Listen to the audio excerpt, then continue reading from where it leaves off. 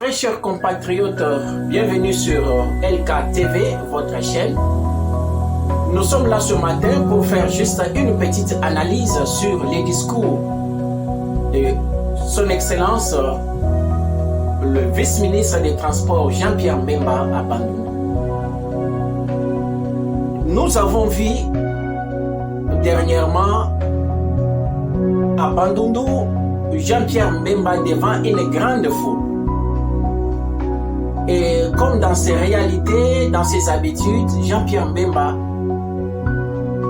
a parlé de Joseph Kabila. Jean-Pierre Mbemba dit à la population de Bandundu que depuis qu'il était né, il n'a jamais vu à Bandundu les gens s'entretuer. Oui, nous savons que Bandundu c'était une province très calme. Il n'y a eu jamais les histoires que nous observons aujourd'hui. Et Jean-Pierre Mbemba va plus loin pour rassurer à la population de Bandundu que ce qui se fait actuellement à Bandundu, il y a quelqu'un qui a la main sur ce qui se passe et c'est bel et bien Joseph Kabila. Pourquoi ils avaient arrêté les gens qui l'ont donné ou les gens qui les ont donné les informations selon lesquelles c'est lui qui finance les Mubondo. Mais la question qui nous vient dans nos esprits est celle de savoir, 7 ans passés, Joseph Kabila était encore au pays. Qu'est-ce qui a empêché à M. Jean-Pierre Mbemba d'interpeller ou bien d'ouvrir une enquête par le biais de parquet, cour constitutionnelle, cour de cassation, tout ce que vous voulez là, pour que Joseph Kabila soit entendu à la justice congolaise. Parce que les informations reçues étaient sérieuses et c'est la souveraineté du pays qui est en danger. Qu'est-ce qui a empêché à M. Jean-Pierre Mbemba, de son temps ministre de la Défense, à interpeller Joseph Kabila à la justice? C'est la question que nous posons. Si vraiment ils étaient sûrs avec ce que le service de renseignement a donné, qu'est-ce qui les a empêchés, ou bien qu'est-ce qui a empêché Jean-Pierre Mbemba de faire interpeller Joseph Kabila à la justice? Est-ce que nous pouvons croire sincèrement que ce que Jean-Pierre Mbemba raconte aujourd'hui, que c'est lui qui est derrière les Mubondo, c'est la réalité ou c'est juste la politique pour salir quelqu'un d'autre? Et c'est le même langage que Augustin Kabouya, secrétaire de l'UDPS, depuis tous ces 7 ans, essaye de faire passer au public que tout ce que vous voyez à l'est de la République, c'est Joseph Kabila qui est à la base. Oui, si Joseph Kabila est à la base, vous êtes le parti au pouvoir, vous êtes censé connaître les 4 coins du pays. Qu'est-ce que vous avez fait avec une telle personne très dangereuse? Si seulement ce que vous dites est fondé, si seulement ce que vous dites c'est la vérité, qu'est-ce que vous avez fait avec Joseph Kabila? À l'époque, il était encore au pays. Et même dans les dossiers de Chebeya, Joseph Kabila a été cité. Il était encore à Kingakati. Qu'est-ce que vous avez fait de Joseph Kabila? Est-ce que nous pouvons croire que ce que vous racontez sur Joseph Kabila, c'est la vérité? Aussi longtemps que nous savons que nos services de sécurité n'existent pas, les services de renseignement n'existent pas. Où est-ce qu'ils ont tiré? Quelles sont les preuves aujourd'hui qui peuvent nous rassurer que Joseph Kabila, c'est lui qui est l'auteur des M23?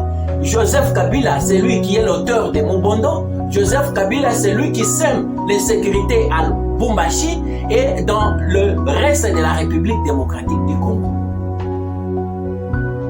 Si seulement nous sommes sérieux, citer le nom de quelqu'un, Joseph Kabila, c'est bien. Mais prouver, c'est autre chose. Nous voulons que vous puissiez nous prouver. Aujourd'hui, Joseph Kabila est sorti. Il n'est plus encore au Congo démocratique, il est en Afrique du Sud. Comment maintenant nous pouvons confirmer que ce que vous nous dites, c'est la vérité, aussi longtemps qu'il n'y a pas moyen maintenant d'arrêter le monsieur qui est déjà en dehors du pays? Voici les problèmes avec nos dirigeants. Voici les problèmes avec la sécurité congolaise. Toujours de laisser aller. Et venir déjà trop tard faire des bruits. Oh non, c'est telle personne, c'est telle personne. Mais vous connaissant que c'est telle personne, pourquoi vous n'avez pas arrêté cette personne-là? Donc nous voulons prochainement, au lieu de dénoncer, il faut nous prouver par les moyens de la justice que c'est telle personne qui a fait. Ça, nous sommes dans un pays malade. On ne peut pas accepter tout ce qui sort des services de sécurité qui n'existent même pas. Parce que si les services de sécurité existaient, ils pouvaient avancer, ils pouvaient arrêter l'avancée des M23. Infiltrer les M23, surveiller leurs mouvements et les arrêter. Mais nous voyons les M23 qui ne fait que progresser. Entre autres, vous amenez toujours des discours, des fois qui ne sont pas réalistes, qui ne sont pas prouvables.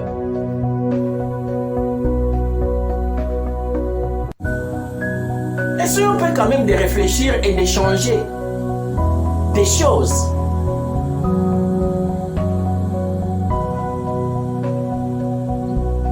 Nous voyons l'autre ici, les généraux de l'armée Banza, qui est à Kalemi. Parce que les militaires qui ont fui, au cas où sont à Kalemi là-bas, ils répètent toujours les mêmes discours. Nous allons récupérer les villes qui sont entre les mains des rebelles. Quand est-ce que vous allez récupérer ça? Pourquoi ne pas se poser la question? Les militaires, chaque fois qu'il y a l'avancée des M23, ils fuient. Qu'est-ce qui fait que le militaire congolais ne résiste pas devant les M23? Et partant de là-bas, trouver une solution. S'ils n'ont pas de militaires, s'ils n'ont pas d'armement, leur fournir d'armement. S'ils n'ont pas la chaîne de commandement, leur donner de bons commandants. Pour qu'ils puissent tenir devant les rebelles. Mais nous voyons toujours les mêmes discours. Non, nous devons changer quand même. L'heure n'est pas au discours. L'heure est au travail. Et un travail bien fait. Donc nous demandons ici à tous les dirigeants, y compris Augustin Kabouya, y compris même notre président Félix Tshisekedi, Jean-Pierre Mbemba et les autres, quand vous pointez les doigts devant un sérieux problème comme celui de la souveraineté du pays, au lieu de venir dénoncer à la radio ou sur les médias ou sur les réseaux sociaux, il faut que la personne soit traduite devant la justice. C'est comme ça dans un pays responsable. Évitons les choses de faire des discours, mais prouvons-les par la justice, malgré qu'elle est malade. Et là, le problème sera tranché. On saura où est la vérité, où est le mensonge. Merci mes très chers compatriotes. J'ai voulu juste faire cette petite analyse, parce que ça fait longtemps que nous avons entendu les histoires de dénoncer. Mais nous voulons maintenant des preuves que c'est telle personne qui a fait. Vous les placez devant la justice, les répondre de ses actes. S'il est coupable, tout le pays sait qu'il est coupable. C'est comme ça. Merci mes très chers compatriotes. Et à la prochaine dans une autre réflexion. C'est votre chaîne LK TV.